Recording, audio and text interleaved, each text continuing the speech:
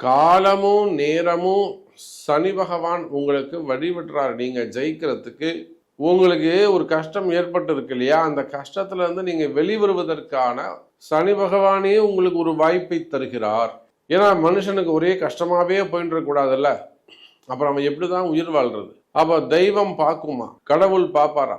இவனை ஏதான ஒரு வகையில நாம சரி பண்ணோம்னாக்கா இந்த மாதிரி அப்ப அடிக்கடி ஏதேனும் ஒரு வாய்ப்புகளை ஏற்படுத்தி கொடுப்பார். அப்படியாக இந்த குரு பகவானுடைய வக்ரம் என்பது ரிஷபராசிக்கு 100% நன்மையாக பொருந்தும். குடும்பத்தில் இருக்கக்கூடிய சண்டை சச்சரவுகள், பிள்ளைகள் பற்றிய வாழ்க்கையை பற்றிய கவலைகள், பையனும் கல்யாணம் ஆகல, சமயம் பொறுப்பா இருக்க மாட்டேங்கிறா, நல்லா சம்பாதிக்கிறான், ஆனாலுமே கூட அவனுக்கான ஒரு அடையாளம் வேண்டும், இந்த மாதிரியா அவனுக்காக இருக்க பிள்ளைகளை பற்றிய கவலைகள், இன்னும் அவனுக்கு வேலை கிடைக்கல, இல்லை பொருத்தமான வேலை கிடைக்கல, படிச்சதுக்கு சமமான ஈக்குவலான ஜாப் அவன் உட்காரல, இன்னும் நல்லா ஏன் பண்ணணும். அதே போல வெளிநாடுகளில் படிக்கக்கூடிய பிள்ளைகள், இன்னும் சொல்லப்போனால் எக்ஸாம்ஸ்க்காக ப்ரிப்பேர் ஆகிருக்கக்கூடிய பிள்ளைகள், இல்லை எக்ஸாம்ல கோட்டை விட்ட பிள்ளைகள், 1 மார்க்ல போயிடுது சாமி, 1/2 மார்க்ல போயிடுதுங்க சாமி, அந்த மாதிரிலாம் சொல்லக்கூடிய அன்பு மாணவ செல்வங்கள், அன்பு குழந்தைகள்.